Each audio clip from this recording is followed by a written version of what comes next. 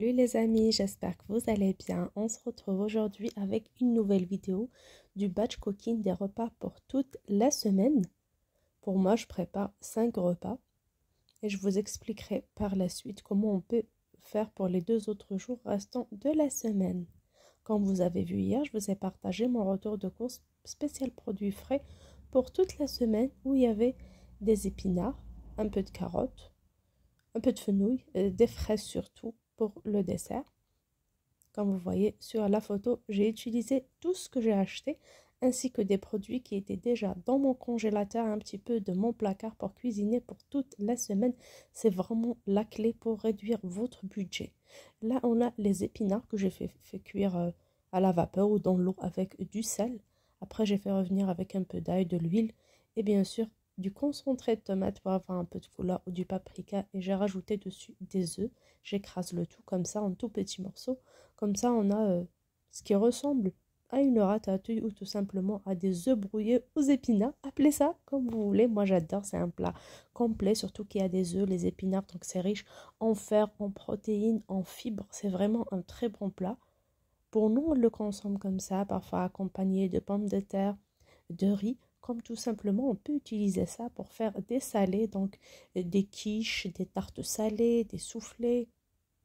Là, pour ce qui est des fraises, comme elles sont un peu fragiles, j'ai commencé par les laver à l'eau fraîche, équeuter, couper, enlever les feuilles, pardon, et couper en petits morceaux. J'ai mis dans une boîte, comme vous voyez, une boîte sous vide que je vous ai déjà montré. Je saupoudre d'un peu de sucre, jus d'un citron et je couvre et je laisse ça au frigo. On peut consommer ça comme ça, comme on peut utiliser ça comme base pour faire des jus et des salades de fruits, ce qui est mon cas. Pour ce qui est du fenouil, j'ai préparé une sauce blanche avec mes carottes, mes restes de viande du mois dernier. Donc j'ai quelques boulettes de viande hachée et j'ai eu des pilons de poulet. Donc j'ai préparé la même sauce et à la dernière minute, j'ai coupé ça. Bien sûr, c'est la base du batch cooking. J'ai divisé ma sauce en deux. Une première partie que vous voyez en face à laquelle j'ai ajouté des pommes de terre, le fenouil en quartier et mes boulettes de viande hachée en même moment que les pommes de terre, comme ça cuit vite fait. Je vous laisserai la vidéo où j'ai préparé ces boulettes de viande hachée et congelées le mois dernier. Donc chaque mois, je laisse un petit peu de viande, un petit peu de légumes. Dès que j'ai un surplus dans mon congèle, je le laisse et le mois d'après, je fais mes courses normalement. Bien sûr, des courses toujours petit budget à ne pas dépasser, c'est sûr. Et dès que j'ai une semaine où il n'y a pas beaucoup de produits frais, il n'y a pas beaucoup de variétés de légumes, de fruits, même les fruits, je les congèle. Surtout les bananes et les pommes, ça se congèle facilement pour faire les jus. Donc je fais sortir et je me sauve la vie la semaine qui suit. Là, c'était pareil, la même sauce. Comme vous voyez, c'est une sauce blanche. Elle est un peu jaune par rapport à mon épice que j'utilise, spécial tagine ou spécial poulet, n'importe quelle épice de votre choix, colombo, ce que vous voulez. Donc là, j'ai eu que 4 pilons de poulet. On est 5, mais il n'y a que 4, c'est pas grave, on va se les partager. Comme c'est pareil, un reste dans mon congélateur du mois dernier. Pour ce qui est des olives, vous voyez, il y a très peu d'olives. Comparé, j'ai un petit peu dans mon congèle qui me reste de la dernière fois. Ça fait quand même un bail. À chaque fois, je prends un petit peu comme ça, comme déco. En plus, il y aura ce goût-là. Pour ce qui est des soupes, c'est important. Chaque semaine, on se fait une soupe. Là, vous voyez, c'est une soupe à base de blé concassé. Donc, vous faites n'importe quelle soupe de votre choix, soit la lier avec des légumineuses ou tout simplement du blé. C'est vraiment très riche, c'est nourrissant et c'est chaud, ça réconforte. Pour ce qui est ma tête de salade, ma tête de batavia qui n'est pas trop fraîche, je l'ai lavée avec de l'eau fraîche et un peu de vinaigre. Égouttée, coupée comme ça et je vais la mettre sous vide dans cette boîte-là. Et j'ai testé, ça marche très très bien. Chaque semaine, je prends une quantité et j'ajoute ce qu'on peut. Pour ce qui est du pain, j'ai préparé le même pain cocotte, le même gros pain compagnie de la dernière fois. Bien sûr, j'ai doublé la quantité. Cette fois-ci, je n'ai pas fait 500 grammes. J'ai fait 500 grammes, c'était juste pour vous montrer. Mais sinon, nous, c'est minimum 1 kg, 1 kg et demi pour que ça soit suffisant. Comme les enfants mangent beaucoup de pain, surtout le soir. Parfois même des tartines pour goûter au petit déjeuner, ça passe très bien. Là, c'est le même pain. Là, j'ai ce petit moule à baguette que j'ai pris au marché. Et là, j'ai une baguette que j'ai fait pousser tout simplement sur la table. Donc finalement, ce moule ne sert pas à grand-chose. J'ai laissé lever le même pain une fois façonné. J'ai laissé lever comme ça, bien sûr, bien fariné. pour que ça ne colle pas sur la table. Et c'est pareil, j'ai fait l'expérience pour vous montrer que même si vous n'avez pas ce moule-là, vous pouvez tout simplement les faire pousser sur un torchon, sur une table bien farinée et les faire cuire dans la cocotte le plus normalement du monde. Comme ça, vous aurez des petites belles baguettes. C'est exactement la même recette. J'ai façonné petit pour pouvoir faire des sandwichs, pour qu'il y ait assez pour toute la semaine. Parce que parfois, on fait sortir un gros morceau en demi-pain complet, un demi-pain, pardon, campagne, et parfois, ils ne mangent pas et ça traîne.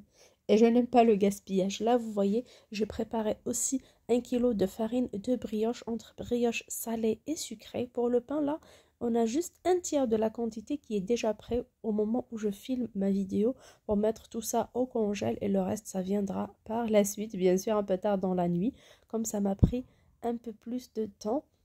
Donc, pour le batch cooking, pour ce qui est des plats, ça peut y aller entre 2 et 3 heures selon le nombre de feux que vous avez. Moi, j'ai que 2 petits feux, un grand et un tout petit, donc j'ai pas moyen de faire cuire tout rapidement. Donc, je reste jusqu'à 3 heures en cuisine. Et pour ce qui est du pain, je le fais en même temps. Je prépare ma pâte à pain, ma pâte à brioche, je laisse lever sur le côté et je pars directement pour préparer mes repas.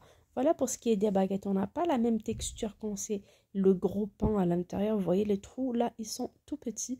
Ça ressemble un petit peu à une brioche, mais croyez-moi, je vous promets que c'est la même recette du gros pain campagne.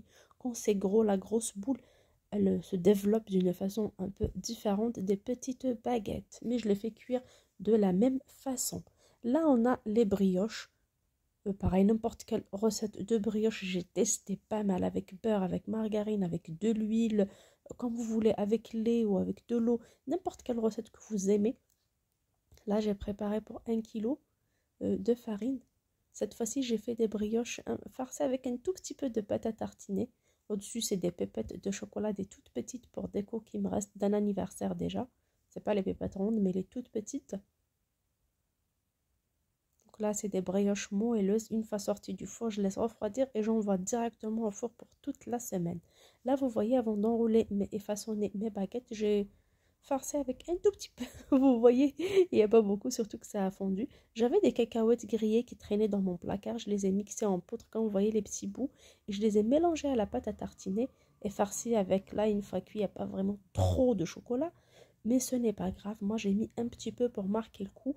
Et s'ils veulent mettre plus de pâte à tartiner, mettre de la confiture, mettre du beurre, on peut les laisser nature. Pour une deuxième partie de ces brioches-là, je les ai faites salées. Bien sûr, farcies avec ma ratatouille de tout à l'heure. C'était mes œufs brouillés aux épinards.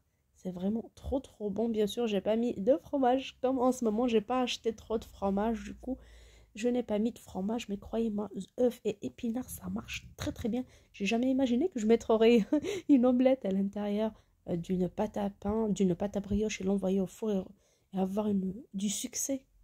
Vraiment, ils ont adoré. Comme vous voyez, je l'ai mis à l'intérieur. J'ai mis bien sûr une bonne quantité de farce. Pour cette pâte à brioche que j'utilise pour sucrer et saler, pour le kilo de farine, je mets seulement 3 cuillères à soupe de sucre. Comme ça, j'aurai une pâte que j'utiliserai pour sucrer et saler. Vous pouvez faire de la pizza avec. Ça marche très très bien. N'importe quel type de salé. Ça marche vraiment très bien. Suffit de ne pas mettre trop de sucre pour votre pâte à brioche. Comme ça, vous aurez du sucré et salé. Croyez-moi, hier soir, on avait mangé ça. On n'a pas touché au plat que j'ai préparé pour toute la semaine, tout simplement parce que ces brioches étaient vraiment un vrai délice accompagné d'un petit peu de salade et c'était vraiment un régal. Là, une deuxième fournée de pain est arrivée. Comme vous voyez, une fois refroidi directement, sachet de congélation et j'envoie au congélateur comme ça. À chaque fois, je fais sortir 2, 3. Même s'il manque, je peux sortir à la dernière minute des petites baguettes comme ça et je les mets au four. 2 petites minutes et c'est prêt. On dirait du pain du jour. On dirait du pain frais que j'ai préparé le jour même. Comme ça évite le gaspillage. Je n'aime pas jeter. J'espère que mes idées vous plairont. N'hésitez pas à tester le batch cooking. Je vous dis à très bientôt sur ma chaîne. Ciao!